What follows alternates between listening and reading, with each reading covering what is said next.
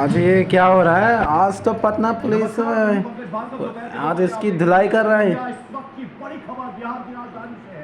पटना में स्टूडेंट्स पर पुलिस ने लाठीचार्ज किया। पटना में गए स्टूडेंट्स ने पिट गया पूरी तरह से। कॉलेज से निकलकर बीपीएससी तक जा रहे थे। इससे पहले पुलिस ने उन्हें रोका, फिर सड़क के पास पुलिस ने छात्रों पर वहां नौकरी ही तो मांगी है सरकार ने। दौड़ा कर पीटा गया। तस्वीरों में आप देख रहे हैं कई सारी महिला स्टूडेंट्स भी आपको नजर आ रही होंगी और इन पर वहां लाठियां भाजी गई। बता तो ये तक जा रहा है कि 3 बस भरकर पुलिस वाले लाठियों के साथ लैस होकर आए थे।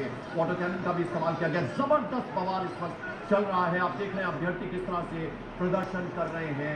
पटना में जबरदस्त बवाल है। पुलिस के साथ पहले झड़प हुई और फिर अचानक से पुलिस ने वहां लाठीचार्ज कर दिया। आपको मालूम होगा कल ही एक तरह से कैबिनेट का विस्तार हुआ, शपथ ग्रहण समारोह, कई सारे मंत्रियों ने सम्राट चौधरी के मंत्रिमंडल में शपथ ली और आज ये पहला ही लाठीचार्ज सत्ता संभालते एक तरह से सम्राट चौधरी को हो गया है।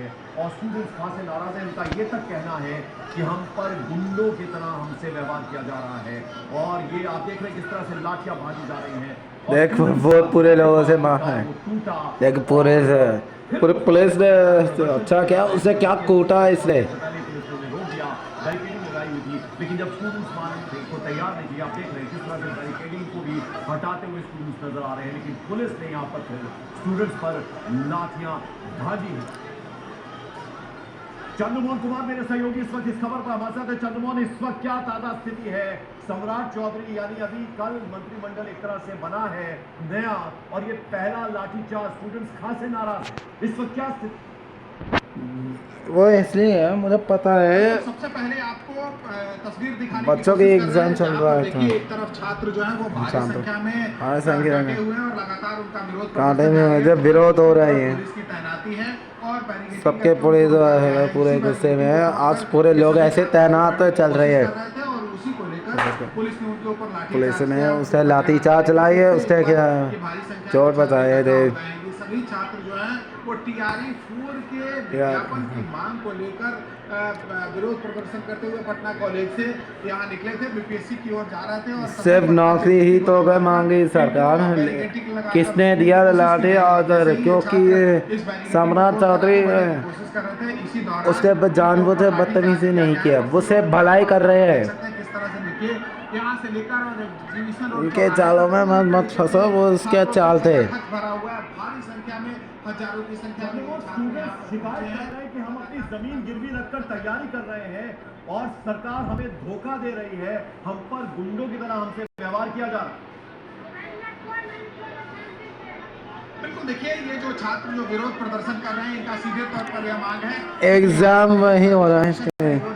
सिर्फ आश्वासन अब तक दिया गया पिछले 2 सालों से। पटना में जहाज चले लाठी, वहाँ पे हर जगह लाठी लाठी। नहीं हो पाया और इसको लेकर ये लोग कई बार विरोध प्रदर्शन भी कर चुके हैं, लेकिन अब तक बीपीएससी की ओर से ना तो कैलेंडर जारी किया गया और न ही इनकी बातों को सुना गया। और यही वजह है कि भारी संख्या में ये छात्र पटना कॉलेज से विरोध प्रदर्शन करते हुए यहाँ पर पहुंचे थे और जैसे ये बैरिकेडिंग तोड़कर आगे बढ़ने की कोशिश कर रहे थे उसी दौरान इनके ऊपर लाठीचार्ज किया गया। तो तस्वीरों में भी आप साफ तौर पर देख सकते हैं। देखिए किस तरह से भारी संख्या में यहाँ से जेपी गोलंबर जहाँ पर हम अभी मौजूद है, यहाँ से लेकर एग्जीबिशन रोड चौराहे तक लगातार छात्रों का हुजूम यहाँ पर मौजूद है।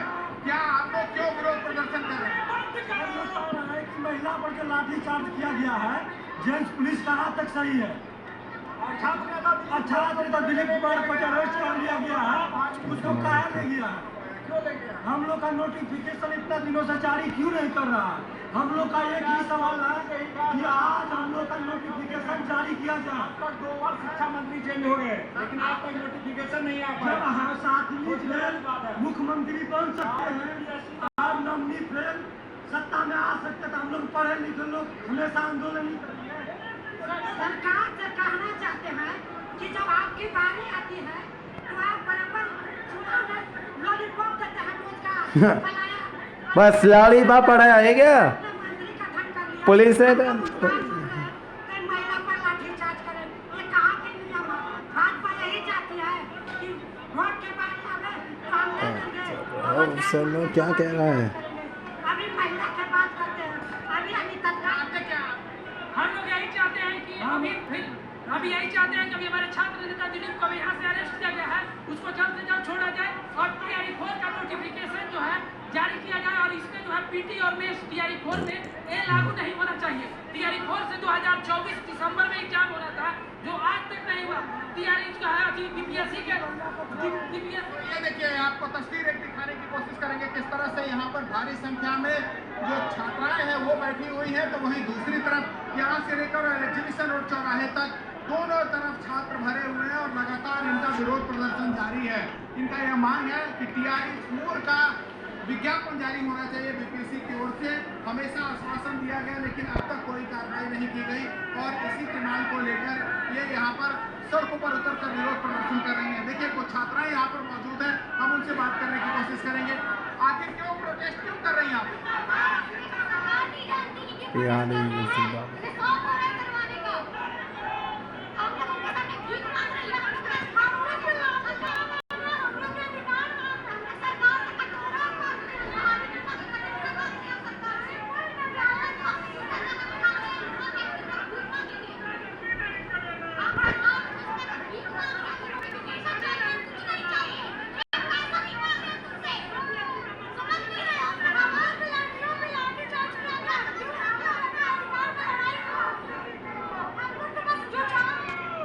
देखिए, इस तरह से यहाँ पर छात्र और छात्राएं जो है वो भारी संख्या में पहुंची है। विरोध प्रदर्शन लगातार जारी है। तो वहीं ये देखिए, बैरिकेडिंग करके इनको रोका गया है और वहीं दूसरी तरफ भारी संख्या में पुलिस बल की तैनाती है, मजिस्ट्रेट की तैनाती की गई है। सामने वाटर कैनन भी तैयार रखा गया है कि अगर ये छात्र आगे बढ़ने की कोशिश करते हैं तो इनके ऊपर इस वाटर कैनन का प्रयोग किया जाएगा। दरअसल ये सभी छात्र बीपीएससी ऑफिस जाना चाह रहे थे और उसी को लेकर ये पटना कॉलेज से प्रदर्शन करते हुए बाकरगंज होते हुए यहाँ तक पहुंचे थे, जिसके बाद पहले इनको रोका गया और उसके बाद जैसे ही ये बैरिकेडिंग तोड़कर आगे बढ़ने की कोशिश कर रहे थे तो इनके ऊपर लाठीचार्ज किया गया। तस्वीरों में भी आप साफ तौर पर देख सकते हैं किस तरह से चंद्रमोहन, अब 2-3 सवाल ऐसे में सम्राट साहब, ठीक है, लाठीचार्ज करने का ऑर्डर सरकार का जवाब दो। तरीके से ये प्रदर्शन स्टूडेंट्स कर रहे थे, फिर ये अचानक से हिंसक कैसे हो गया, कैसे पुलिस को मजबूर होना पड़ा लाठीचार्ज करने के लिए? और अब सम्राट चौधरी की ये जो नई सरकार है उनके लिए कहीं ना कहीं क्राइसिस तो है,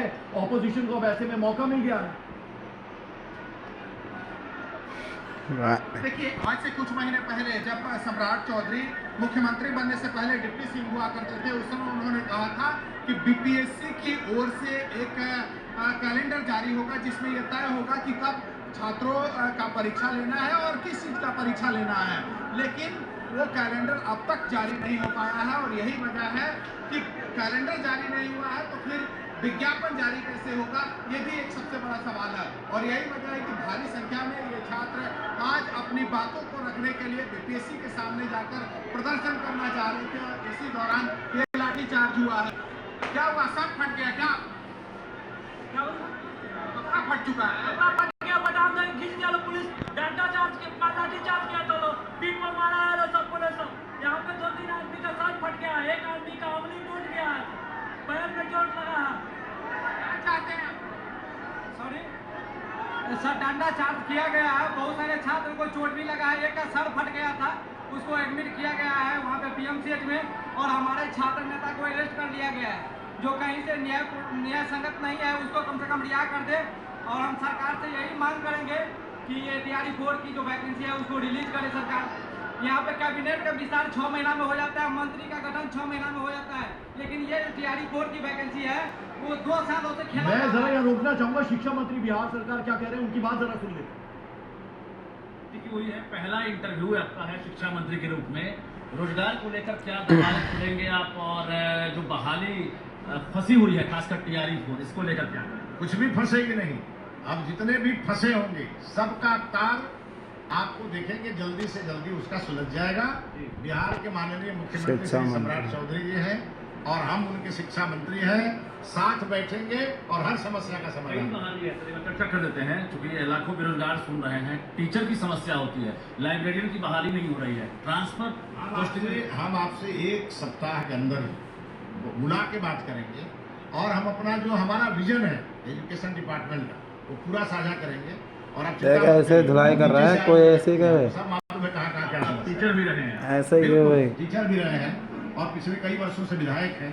किसी बिना भी- एग्जामों का ऐसे नौकरी करता ना, अपने उसकी बीच सब में यही है। सुनील कुमार जी ने, जो शिक्षा मंत्री अच्छा काम किए, वो उनके पास भी आते रहे हैं और सदन में भी उठाते रहे और इसके पहले वाले शिक्षा मंत्री के यहाँ भी आते रहे। और हम देखते हैं एक समस्या लेके आप जाइए और मंत्री के कहने के बाद भी यह विभाग इतना घुमाता है, मनमानी नहीं चलेगी। इसका शॉर्टकट रास्ता तय करेंगे। सिंगल विंडो सिस्टम लागू करेंगे विभाग में कि किसी भी व्यक्ति को 10 दरवाजे नहीं जाना। बहुत आइए जरा बिहार से रुक करते हैं पश्चिम बंगाल का कोलकाता में अमित शाह ने बीजेपी के 3 नेताओं को बैठक के लिए बुलाया है। ये जो 3 नेता हैं, इनमें शुभेंदु अधिकारी है, शंकर घोष है और अग्निमित्रा पॉल हैं। ये जो तीनों विधायक हैं, अमित शाह की बैठक के लिए इन्हें बुलाया गया। तो ये बड़ी बैठक चल रही है विधायक दल की बैठक से पहले।